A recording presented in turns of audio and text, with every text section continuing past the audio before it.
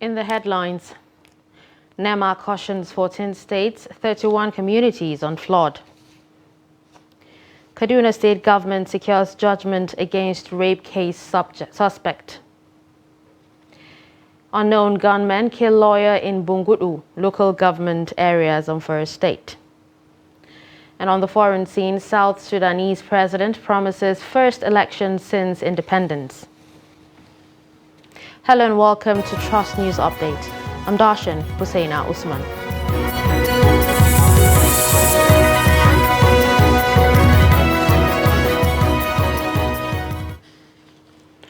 Now the news in detail. The National Emergency Management Agency says that 14 states and 31 communities may witness heavy rainfall leading to flooding from July 4 to 8 across the country. This is contained in a statement signed by Territorial Coordinator NEMA, Lagos Territorial Office, Ibrahim Farinloye. Farinloye urged relevant stakeholders within the states concerned to take precautionary measures to forestall loss of lives and property. He listed the states and communities as Langtang and Shandam in Plateau State, Somaila, Tudunwada in Kano State, Shagari, Goronyo and Salame in Sokoto State, as well as Okwe in Delta State. Others include Kaduna State, Kachia, Akwa Ibom, Ukwenegan, Adamawa, Mubi, Demsa, Song, Mayobelwa, Jamaica and Yola. In Katsina State, Katsina, Jibia, Kaita and Bindawa. He also added Wara, Yelwa and Gwandu in Kebbi State, while Zamfara has Shinkafi and Gumi. Borno, Jigawa, Kwara and Niger states are also included. Farinloye thanked the Flood Early Warning System Central Hub of the Federal Ministry of Environment, Abuja, for sharing the information. Usman Shehu Bashir has been sentenced to death for the rape of Fatima Zakaria. The appellant, Usman, was convicted and sentenced to death by hanging for raping 2-year, 9-month-old Fatima Zakaria to death. Usman had previously appealed the case at the appellate court, but it was dismissed and the judgment of the lower court affirmed. In the same vein, a visually impaired man, Francis Ugachukwu, is remanded in Kirikiri Correctional Center for allegedly defiling a 13-year-old girl. Justice Abiola Shola Doye of the Ikeja Sexual Offences and Domestic Violence Court remanded the defendant pending hearing and filing of his bail application. The trial judge adjourned the case until October 18 for hearing of bail application and commencement of trial. News Agency of Nigeria reports that Francis Ugachukwu was arraigned on 1-count charge of defilement. The defendant, however, pleaded not guilty to the charge. According to the State Counsel, Abimbola Abolade, the defendant committed the offense sometimes in November last year on number 16 Karim Giwa Street, Abule Osun, Ojo in Lagos.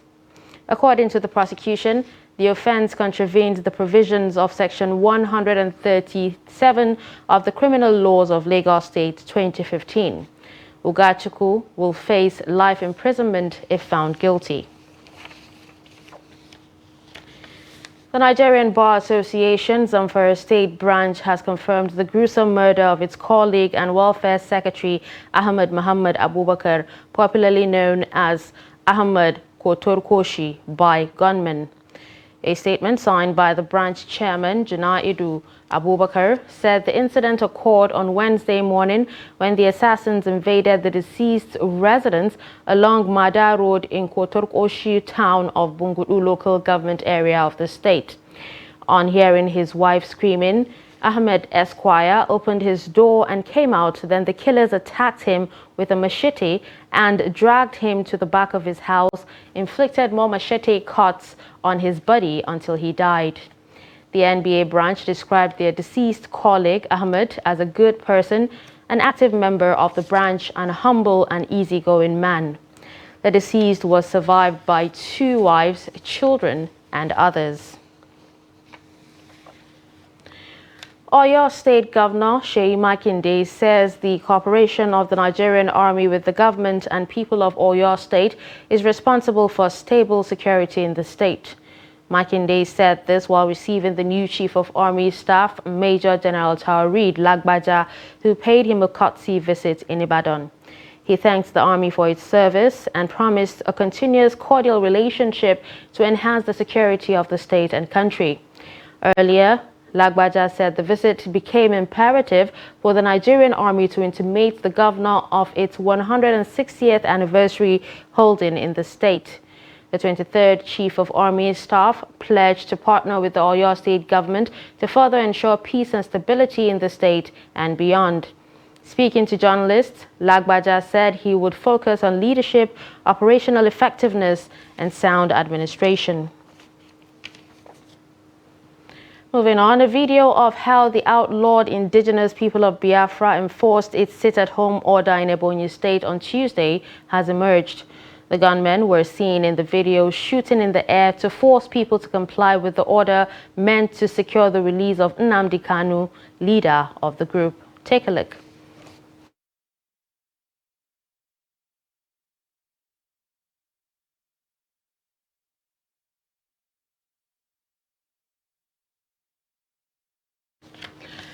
A suspected transformer vandal has been confirmed dead in an attempt to steal some electricity appliances. Confirming the incident, village head of Wusasa, Isiaku Yusuf, said the suspected thief met his untimely death while in the act at about 4 p.m. on Sunday. The village head, who lamented on the incident, noted that last week there was a reported incident of theft in one of the transformers in the area, stressing the act has persisted in recent times.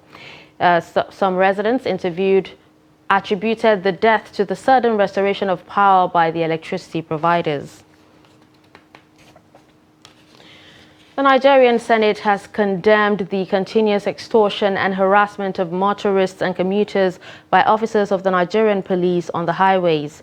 The upper chamber also called the Acting Inspector General of Police, Kayode Egbetokun, to direct personnel of the force to stop the extortion and harassment of motorists and commuters plying the highways under the pretense of conducting stop and search.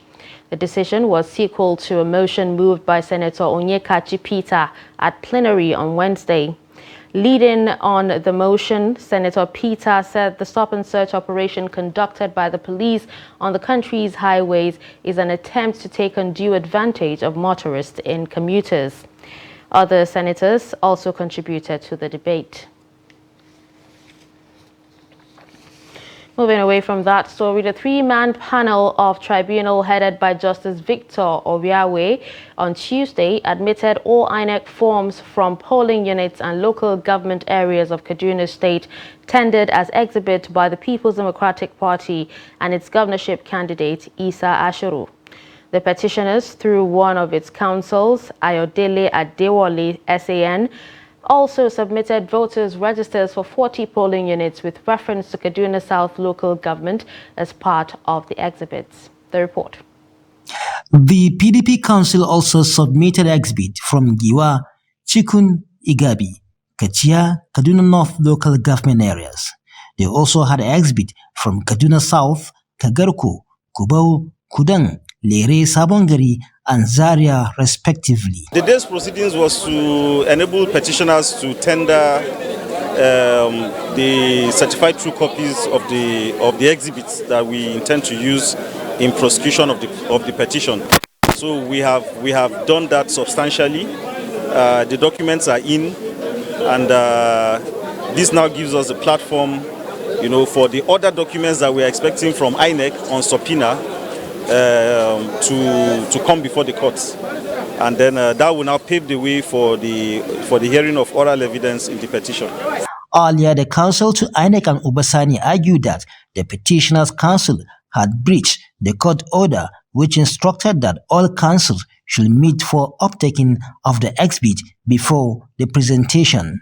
The court resumed continuation of hearing of the matter today at the instance of the petitioners. Like they have 6 weeks within which to open and close their case. And today they've been able to assemble quite a number of documents which they tendered through the bar. And we have indicated our intention to oppose to certain documents. The case has been adjourned till 10th July 2023 for the continuation of the presentation of exhibit by the Petitioners Council. Bello Musa, Trust TV News, Kaduna. Residents of Agbede community have appealed to the state government to urgently renovate Ayuele Secondary School, one of the public schools in the community, which is in a state of disrepair. The appeal comes on the heels of the sorry state of the Agbede General Hospital and other public infrastructure in the area. Nafisa Bello completes the report. Speaking on the deteriorating state of education in the area, these Agbede indigents said, through self-help, they have tried to maintain some of the classrooms because for years the students have been learning in dilapidated classrooms with little or no furniture, while some classrooms have remained locked as they are in a state of near collapse, which is dangerous to the students. The school is in a very sorry state. The school has been neglected for over a long period of time. We came together and formed the old student association, and as you can see behind me, we'll be working around the clock. We spend a lot of money. This project is not something that an association or individual can do. We are using this medium to inform the state government to step in and please resuscitate this school to its past glory. This is the school that I attended in 80s, but now it is an eyesore. And we are begging the government, please and please, to come to our aid. We need this school to be rebuilt.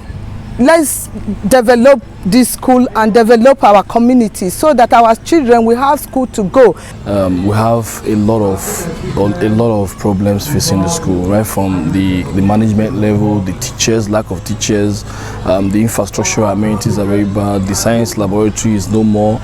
You can see even the old students of the school had to come and intervene and see what they can do just to ameliorate the sufferings and the damage that has occurred on the structures of the school. So, but we are calling on the government and all appropriate authorities to see what they can do, how they can fix the infrastructure of the school. They appealed to Governor Obaseki to strive to improve education in the rural community by providing the needed infrastructure and amenities that can facilitate learning. But this we cannot do alone, because there are some of the classes that are giving way that we need government intervention to come to our aid to see how they can assist us to fix it. If government comes to our aid, the school will still remain the school. They have initiated the school to be the schools that still serve the purpose they have initiated it. But if they don't come to our aid, we alone individually cannot fix the school. They also said one of the reasons for their outcry is the issue of encroachment of the school land by suspected land grabbers who have continued to invade and build on the government land. They want appropriate authorities to urgently wade into the situation. Nafisa Bello, Trust TV News, Benin. You're watching Trust News Update. Coming up after the break, we'll take a look at how to cope with rising living cost. Stay with us.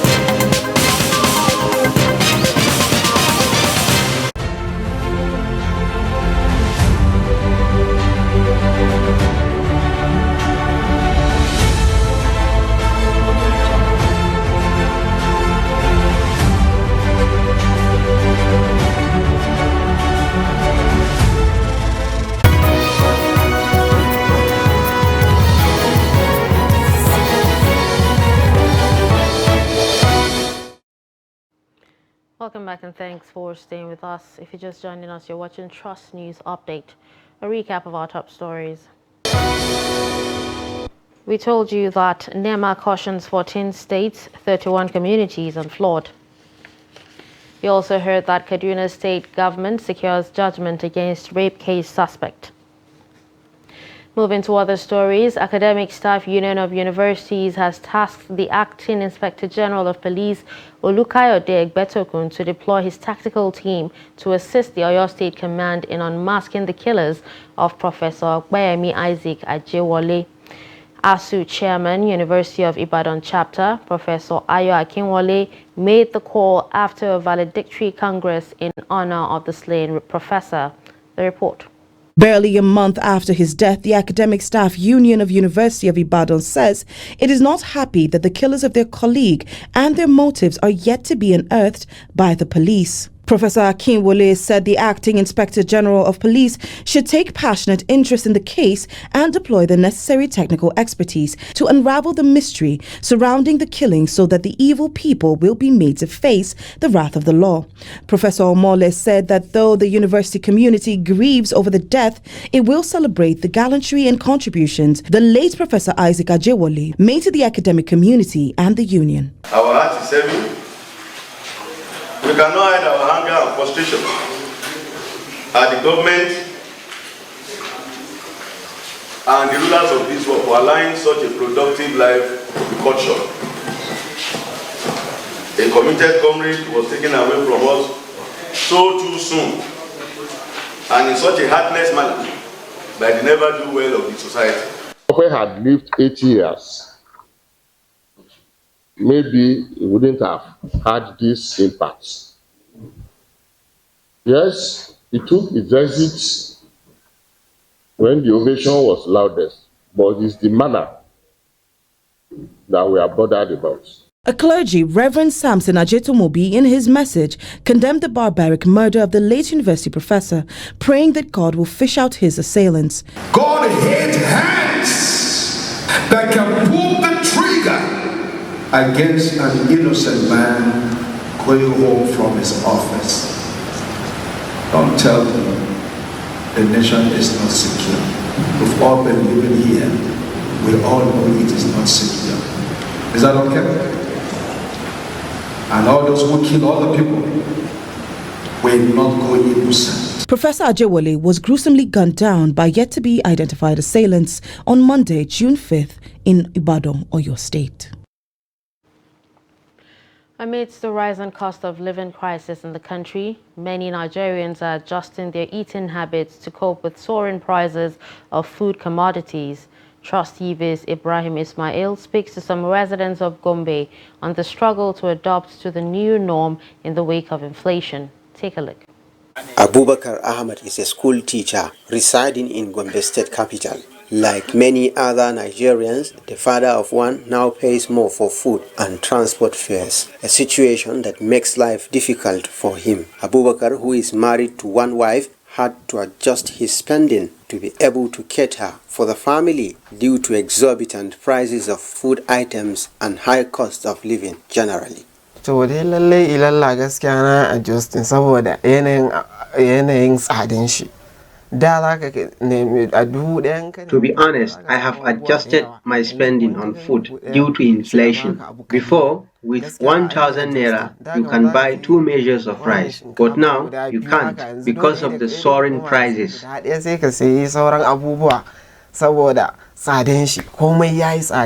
Yusuf Ibrahim is a civil servant. He says his salary cannot buy food that will sustain the family for 20 days.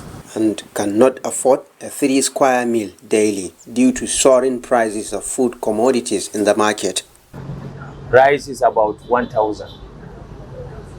Maize gari is 700 naira as of now. And then they are saying that maybe they will increase the price of it. Therefore, it affects me. I cannot cook for 3 square meal in a day. I used to cook only 1 or 2 if it happened, unless people are helping me. So this thing is critically affecting us, more especially me. I have 10 children. Farashin mai an tashi aka shirya subsidy. Gaskiya yanzu komai ya tashi. The inflation is due to the fuel subsidy removal. Price of everything has doubled. A bag of maize that sold 20,000 now sells 40,000 naira. With the removal of fuel subsidy, the World Bank has projected that Nigeria's inflation rate may rise to 25% by the end of 2023. It's less than 6 months to the period, and Nigerians are already feeling the impact. Ibrahim Ismail, Trust TV News, Gombe. Away from Gombe, with the present administration in Edo State winding up next year, experts in different sectors are reviewing the journey so far in various sectors. In the area of health, observers are worried over the decaying and abandoned medical facilities, which should have been most beneficial to people in rural communities. One of such structures is the General Hospital in Agbede, a rural community in Esako local government area of Edo State. Trust TV's Nafisa Bello, who visited the health facility, has more.